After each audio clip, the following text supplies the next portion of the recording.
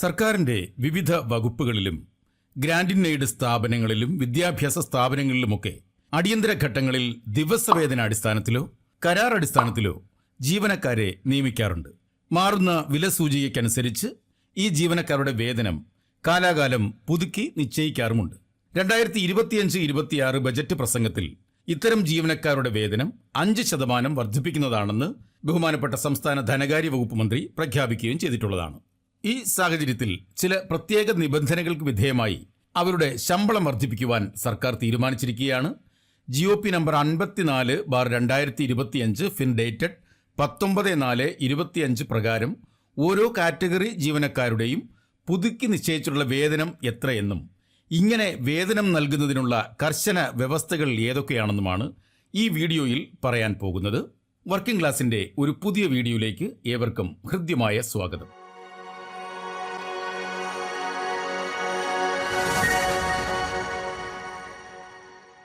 ആദ്യം നമുക്ക് ഈ ദിവസവേതനക്കാരും കരാർ ജീവനക്കാരും എങ്ങനെ വ്യത്യാസപ്പെട്ടിരിക്കുന്നു എന്ന് നോക്കാം. ഡെയിലി വേജസ് എന്നാൽ ഒരു ഡേ ടു ഡേ അടിസ്ഥാനത്തിൽ നിയമിക്കപ്പെടുന്നവരാണ്. അവർ ജോലി ചെയ്യുന്നത് എത്ര ദിവസമാണോ അത്രയും ദിവസത്തിന്റെ എണ്ണത്തെ പ്രതിദിന വേതനം കൊണ്ട് മൾട്ടിപ്ലൈ ചെയ്താൽ കിട്ടുന്നതാണ് അവരുടെ മാസവേതനം. അവർക്ക് ഡേ ഓഫ് ഒന്നുമില്ല, അല്ലെങ്കിൽ കാഷ്വൽ ലീവ് ഒന്നും തന്നെ ഇല്ല. എത്ര ദിവസം അവർ ജോലി ചെയ്യുന്നു അത്രയും ദിവസത്തെ ശമ്പളം കിട്ടും. ഇതാണ് ദിവസവേതനക്കാർ എന്നതുകൊണ്ട് ഉദ്ദേശിക്കുന്നത്.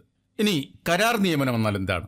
കോൺട്രാക്ട് എംപ്ലോയീസ് എന്ന് വെച്ചാൽ മുൻകൂട്ടി തീരുമാനിച്ച ഒരു കാലയളവിലേക്ക് ഒരു എഗ്രിമെന്റിന്റെ അടിസ്ഥാനത്തിൽ നിയമിക്കപ്പെടുന്നവരാണ് കരാർ ജീവനക്കാർ എന്ന് അറിയപ്പെടുന്നത്. ഇവർക്ക് മാസവേതനമാണ് നൽകുന്നത്.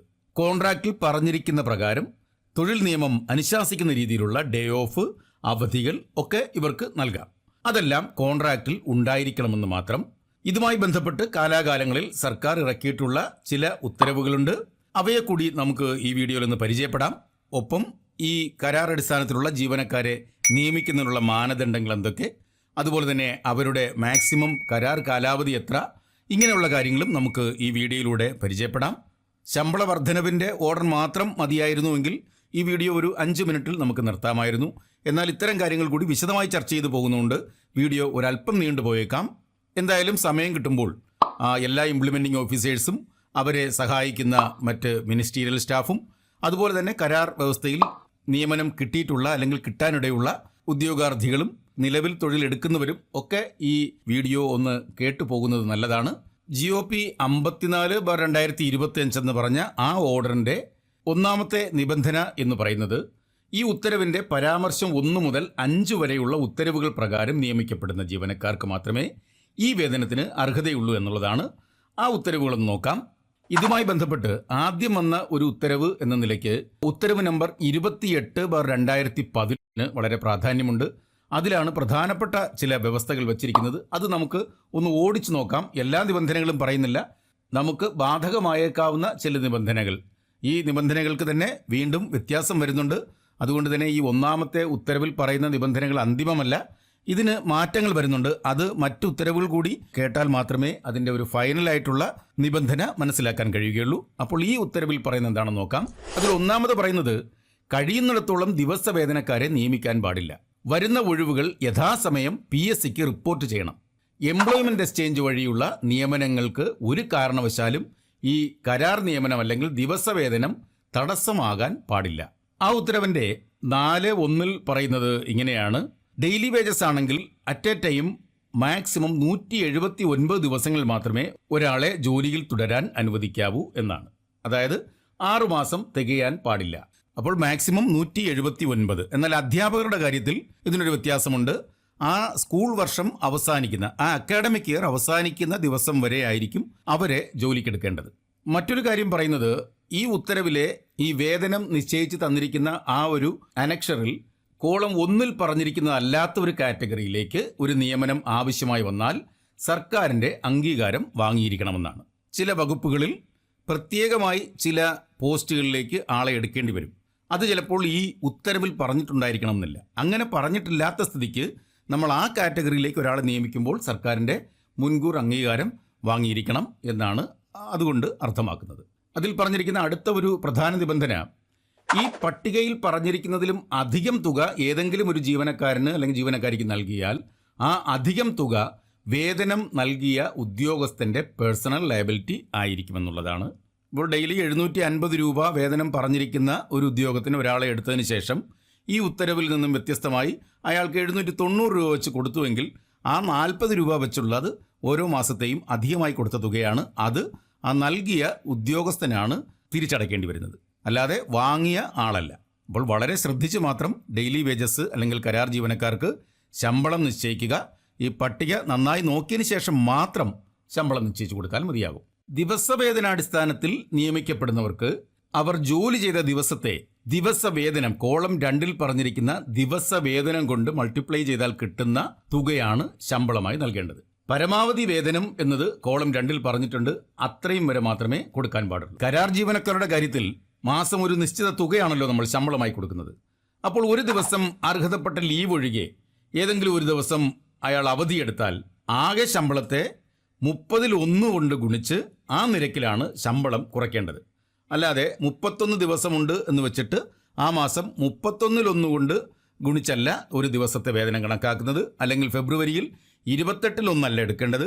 മൊത്തത്തിൽ എല്ലാ മാസങ്ങൾക്കുമായി നമ്മൾ എടുക്കുന്നത് 30-1 എന്ന നിരക്കിലാണ് ശമ്പളം കുറയ്ക്കേണ്ടതെന്നാണ്.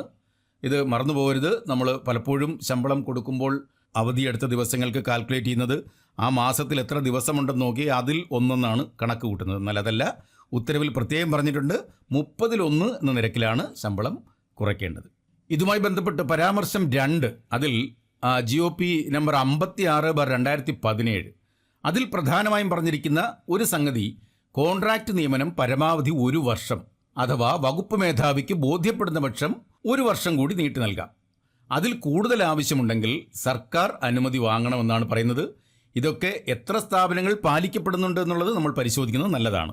ചില സ്ഥാപനങ്ങളിലൊക്കെ വർഷങ്ങളായി കരാർ നിയമനത്തിൽ ഏർപ്പെട്ടിരിക്കുന്ന വ്യക്തികളുണ്ട്.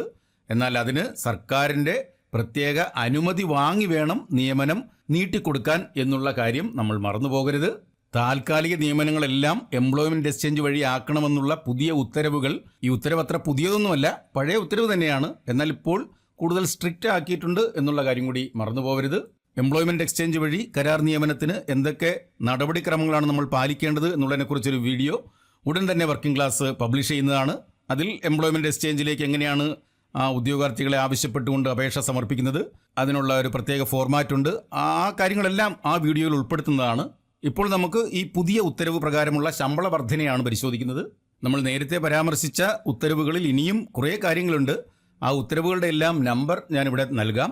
അത് കേരള ധനകാര്യ വകുപ്പിൻ്റെ വെബ്സൈറ്റിൽ നിന്നും നമുക്ക് ഡൗൺലോഡ് ചെയ്യാവുന്നതേ ഉള്ളൂ. വളരെ ഈസി ആയിട്ട് ഡൗൺലോഡ് ചെയ്ത് അതെല്ലാം ഒന്ന് വായിച്ച് നോക്കിയതിന് ശേഷം മാത്രം ജീവനക്കാരെ കരാർ അടിസ്ഥാനത്തിലും ദിവസവേതന അടിസ്ഥാനത്തിലും നിയമിക്കണം. നമുക്കിപ്പോൾ തൽക്കാലം ആ പുതിയ ഉത്തരവ് വിശദമായിട്ടൊന്ന് പരിശോധിക്കാം.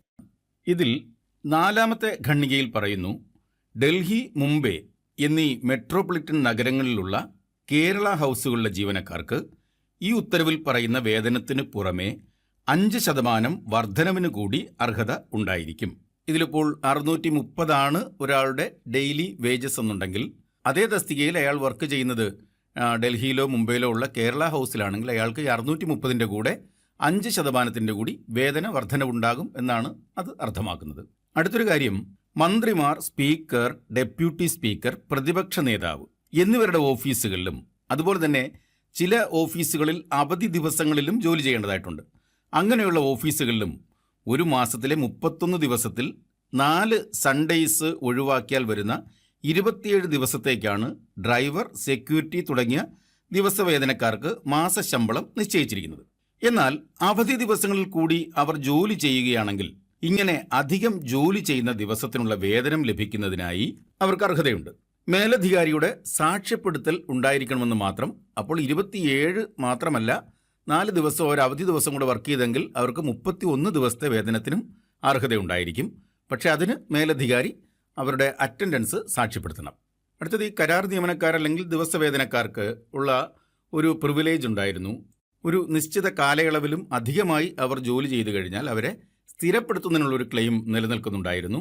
എന്നാൽ ആ ക്ലെയിം ഒഴിവാക്കുന്നതിന് വേണ്ടിയാണ് അടുത്ത ഒരു ക്ലോസ് പറഞ്ഞിരിക്കുന്നത്. ആ വ്യക്തിയുടെ നിയമനം കരാറായാലും ദിവസവേതനമായാലും ആ വ്യക്തിയുമായി ഏർപ്പെടുന്ന കരാറിൽ ഈ തസ്തികയിലോ വകുപ്പിലോ സ്ഥാപനത്തിലോ ഇതുമായി ബന്ധപ്പെട്ട തസ്തികയിലോ വകുപ്പിലോ സ്ഥിരപ്പെടുത്തുന്നതിന് അർഹത ഉണ്ടായിരിക്കുന്നതല്ല എന്ന ഒരു നിബന്ധന കൂടി ആ കരാറിൽ ഉൾപ്പെടുത്തേണ്ടതാണ്. അതുപോലെ തന്നെ അവരിൽ നിന്നും ഒരു സത്യവാങ്മൂലം എഴുതി വാങ്ങണം. സ്ഥിര നിയമനവാദം ഉന്നയിക്കില്ല എന്നുള്ളൊരു അഫിഡവിറ്റാണ് അവരിൽ നിന്നും നിയമനാധികാരി എഴുതി വാങ്ങിയിരിക്കേണ്ടത്. അതാണ് അടുത്ത ക്ലോസായി പറയുന്നത്. അടുത്തത്, ഇത്തരം ജീവനക്കാരെ കരാർ കാലാവധി ദീർഘിപ്പിച്ച് നൽകുകയാണെന്നുണ്ടെങ്കിൽ ആ അവസരത്തിൽ എന്ത് ചെയ്യണം? അടുത്ത കരാർ കാലാവധി ആരംഭിക്കുന്നതിന് മുമ്പ് 1-2 ദിവസത്തെ ബ്രേക്ക് നൽകേണ്ടതാണ്. അതായത് ഇപ്പോൾ ഏപ്രിൽ 1-നാണ് ഒരു പുതിയ കരാർ ആരംഭിക്കുന്നതെങ്കിൽ ഏപ്രിൽ 1-2 തീയതികളിൽ ബ്രേക്ക് രേഖപ്പെടുത്തിയതിന് ശേഷം 3-ാം തീയതി മുതലായിരിക്കും ആ കരാർ പ്രാബല്യത്തിൽ വരേണ്ടത്. അപ്പോൾ 3-ാം തീയതി മുതൽ മാത്രമേ അവർ ഒപ്പിടാൻ പാടുള്ളൂ. അതുപോലെ തന്നെ 1-2 തീയതികളിലെ ശമ്പളം നൽകാനും പാടില്ല. ഇനി പറയുന്നത് വളരെ പ്രാധാന്യമുള്ളതാണ്. സർക്കാരിൻ്റെ അനുമതി കൂടാതെ ഒരു നിയമനം നടത്തി അല്ലെങ്കിൽ കരാർ കാലാവധി ദീർഘിപ്പിച്ച് നൽകി അങ്ങനെ ചെയ്യുക വഴി സർക്കാരിന് സാമ്പത്തിക ബാധ്യതയുണ്ടായാൽ ആരാണോ നിയമനം നടത്തിയത് ആ നിയമന അധികാരിയായിരിക്കും ആ സാമ്പത്തിക നഷ്ടത്തിന് ഉത്തരവാദി എന്നതാണ് അടുത്തതായി പറയുന്നത്. ചില സന്ദർഭങ്ങളിൽ ചില സർക്കാർ ഉദ്യോഗസ്ഥർ വിരമിച്ചാലും അവരെ പുനർനിയമനം നടത്താറുണ്ട്. കാരണം ആ തസ്തികയിൽ അവർ അത്യാവശ്യമാണെന്നുണ്ടെങ്കിൽ അവരെ പുനർനിയമനം നടത്താറുണ്ട്. അങ്ങനെയുള്ള അവസരത്തിൽ അവർക്ക് നൽകുന്ന ശമ്പളത്തെക്കുറിച്ചാണ് അടുത്ത് പറയുന്നത്. അവരെ കരാർ അടിസ്ഥാനത്തിലോ ദിവസവേതന അടിസ്ഥാനത്തിലോ നിയമിച്ചാൽ അദ്ദേഹത്തിൻ്റെ വേതനമെന്ന് പറയുന്നത് ആ ജീവനക്കാരൻ സ്ഥിരം തസ്തികയിൽ ഇരിക്കുമ്പോൾ അവസാന മാസം വാങ്ങിയ ശമ്പളത്തിൽ നിന്നും അദ്ദേഹത്തിന് ഇപ്പോൾ കിട്ടിക്കൊണ്ടിരിക്കുന്ന പെൻഷൻ തുക കുറച്ചാൽ കിട്ടുന്നതായിരിക്കണം മാസശമ്പളം. പക്ഷേ അത് ഈ ഉത്തരവിൽ പറഞ്ഞിരിക്കുന്ന പരമാവധി വേതനത്തിൽ കൂടാനും പാടില്ല. ഇനി നമുക്ക് ഈ ഉത്തരവിൻ്റെ അനുബന്ധമായി കൊടുത്തിരിക്കുന്ന ആ പട്ടികയിലേക്കൊന്ന് പോകാം. ആകെ 12 കാറ്റഗറിയായി ജീവനക്കാരെ ക്ലാസിഫൈ ചെയ്താണ് പുതിയ വേതനം പ്രഖ്യാപിച്ചിരിക്കുന്നത്. 1 മുതൽ 12 കാറ്റഗറി. ഓരോ കാറ്റഗറിയിലും ഉൾപ്പെടുത്തിയിരിക്കുന്ന ജീവനക്കാരുണ്ട്. ഒരു സെറ്റ് ഓഫ് എംപ്ലോയീസ് ആണ്. അവർക്ക് ഒരു ശമ്പളം. അടുത്ത കാറ്റഗറി എന്ന് പറയുന്നത് മറ്റൊരു സെറ്റ് ഓഫ് എംപ്ലോയീസ് ആണ്. അവർക്ക് നൽകുന്ന ശമ്പളം അതിനോടൊപ്പം കാണിച്ചിട്ടുണ്ട്. ഈ ഉത്തരവിൻ്റെ ഈ അനക്ഷറിൽ 3 കോളമായി തിരിച്ചാണ് വേതനം രേഖപ്പെടുത്തിയിട്ടുള്ളത്. ആദ്യത്തേത് കാറ്റഗറിയാണ്. വിവിധ തസ്തികകളിലുള്ള ജീവനക്കാരെ ഇതിൽ ഉൾപ്പെടുത്തിയിട്ടുണ്ട്. ആദ്യം പറഞ്ഞ തരത്തിലുള്ള എല്ലാ സ്ഥാപനത്തിലെയും മിക്കവാറും എല്ലാ ഡെസിഗ്നേഷനിലുള്ള ജീവനക്കാരെയും ഈ പട്ടികയിൽ ഉൾപ്പെടുത്തിയിട്ടുണ്ട്. ഇതിൽ കോളം 2 ദിവസവേതനക്കാരുടെ പ്രതിദിന വേതനവും അവർക്ക് നൽകാവുന്ന പരമാവധി വേതനവുമാണ് കാണിച്ചിരിക്കുന്നത്. അത് ദിവസവേതനക്കാർക്ക് വേണ്ടിയാണ് ആ കോളം 2. ഇനി കോളം 3 എന്ന് പറഞ്ഞാൽ അത് കരാർ ജീവനക്കാർക്ക് അവർക്ക് നൽകുന്ന പരമാവധി പ്രതിമാസ വേതനമാണ് ഉൾപ്പെടുത്തിയിട്ടുള്ളത്. അപ്പോൾ ആദ്യം നമ്മൾ എന്താണ് ചെയ്യേണ്ടത്? നമ്മുടെ സ്ഥാപനത്തിൽ നിയമിക്കപ്പെട്ട ജീവനക്കാരൻ്റെ തസ്തിക ഈ കോളം 1-ൽ നിന്നും നമ്മൾ കണ്ടുപിടിച്ചെടുക്കണം. അതിനുശേഷം അയാളെ നിയമിച്ചിരിക്കുന്നത് ദിവസവേതന അടിസ്ഥാനത്തിലാണോ കരാർ അടിസ്ഥാനത്തിലാണോ എന്ന് പരിശോധിക്കണം. ഉദാഹരണമായി ഇപ്പോൾ ഈ ആദ്യത്തെ കോളത്തിൽ നോക്കുക. ഹോസ്പിറ്റൽ അറ്റൻഡൻറ്റ് എന്ന തസ്തികയിലേക്കാണ് ഒരാൾ നിയമിച്ചിരിക്കുന്നത്. നമ്മുടെ സ്ഥാപനത്തിൽ ആ ഹോസ്പിറ്റൽ അറ്റൻഡൻറ്റ് കുറവാണ്. നമ്മൾ ഒരാളെ കൂടി നിയമിക്കുകയാണ്. അങ്ങനെയുള്ള അയാളുടെ നിയമനം ദിവസവേതന അടിസ്ഥാനത്തിലാണെങ്കിൽ 710 രൂപയാണ് അയാളുടെ പ്രതിദിന വേതനം. അയാൾ 28 ദിവസം ജോലി ചെയ്തു എന്ന് വയ്ക്കുക. അപ്പോൾ അയാളുടെ ശമ്പളം എത്രയാകും? 710 ഗുണം 28 19,880 രൂപയാണ് അയാളുടെ ഈ മാസത്തെ വേതനം. ഈ തുക അയാൾക്ക് നൽകാമോ എന്ന് നോക്കാം. കഴിയില്ല. കാരണം അയാൾക്ക് നൽകാവുന്ന പരമാവധി വേതനം അവിടെ പറഞ്ഞിട്ടുണ്ട്. എത്രയാണ്? 19,170 അയാളുടെ പരമാവധി വേതനം. അപ്പോൾ അയാൾക്ക് എത്രയേ നൽകാവൂ? ഈ 19,170 രൂപയെ നൽകാവൂ. അയാൾ യഥാർത്ഥത്തിൽ 19,880 രൂപയ്ക്ക് ജോലി ചെയ്തെങ്കിലും 19,170 രൂപയ്ക്ക് മാത്രമേ അയാൾക്ക് അർഹതയുള്ളൂ എന്നാണ് ഇതിൻ്റെ അടിസ്ഥാനം. ഇനി കരാർ അടിസ്ഥാനത്തിലാണ് ഇയാൾ ജോലിയിൽ കയറിയെങ്കിൽ അയാളുടെ പരമാവധി വേതനം എത്രയാണ്? 19,310 പരമാവധി മാസവേതനം.